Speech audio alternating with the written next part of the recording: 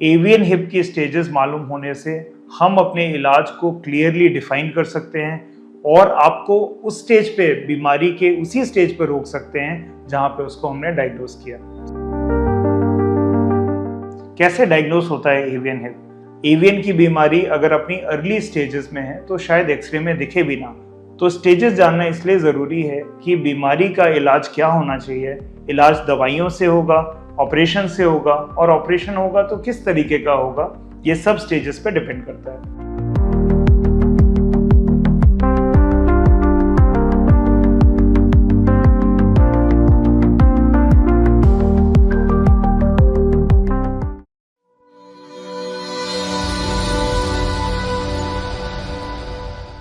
आप जब अपने कूल्हे के दर्द के लिए अपने डॉक्टर के पास गए तो उन्होंने आपको एक्सरे की एडवाइस दी, और जब एक्सरे की रिपोर्ट वापस आई तो आपने उसमें देखा कि आपको एवियन हिप की परेशानी बताई गई है। कैसे डायग्नोस होता है एवियन हिप? हेलो दोस्तों, मेरा नाम डॉक्टर युगल है और आज के इस वीडियो में हम बात करने वाले हैं एवियन हिप की डायग्नोसिस और उसकी स्टेजेस के बारे में। ये जानना क्यों इतना ज़रूरी है कि एवियन हिप की स्टेजेस क्या हैं, हम ये वीडियो के अगले हिस्से में बात करेंगे।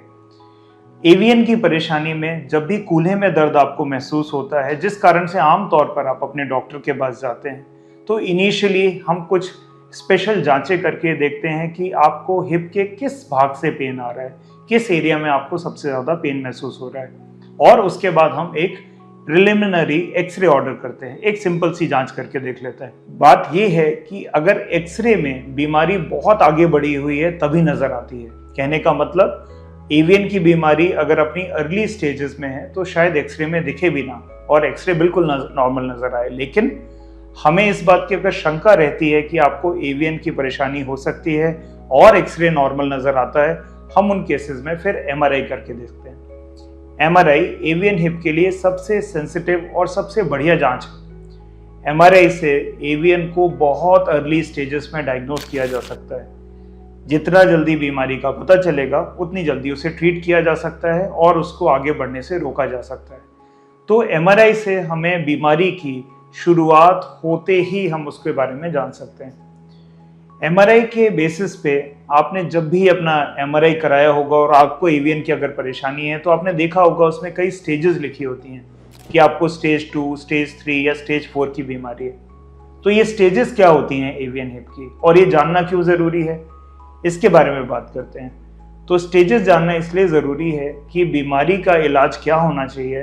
इलाज दवाइयों से होगा, ऑपरेशन से होगा, और ऑपरेशन होगा तो किस तरीके का होगा, ये सब स्टेजेस पे डिपेंड करता है। तो पहले स्टेजेस को समझते हैं।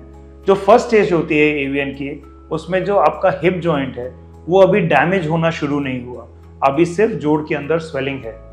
सेकेंड स्टेज में जब आप जाते हैं तो अब जो हिप की बॉल है उसमें हल्का हल्का डैमेज होना शुरू हो गया है। स्टेज 3 में जैसे ही आप एंटर करते हैं, और ये बहुत इंपॉर्टेंट है स्टेज 2 से स्टेज 3 में जाना, स्टेज 3 में जो बॉल है उसका शेप चेंज होने लगता है, और स्टेज 4 में पूरी तरीके से जोड़ खराब हो जाता है, जिसको हम एडवांस्ड आर्थराइटिस कहते हैं। तो इसलिए एवियन हिप की स्टेजेस मालूम होने से हम अपने इलाज को क्लियरली डिफाइन कर सकते हैं और आपको उस स्टेज पे बीमारी के उसी स्टेज पे रोक सकते हैं जहां पे उसको हमने डायग्नोस किया। एवियन हिप के बारे में और इन्फॉर्मेशन के लिए या क्या ट्रीटमेंट होना चाहिए किस स्टेज में, ये हम अपने अगले वीडियो में बात करेंगे। Thank you so much.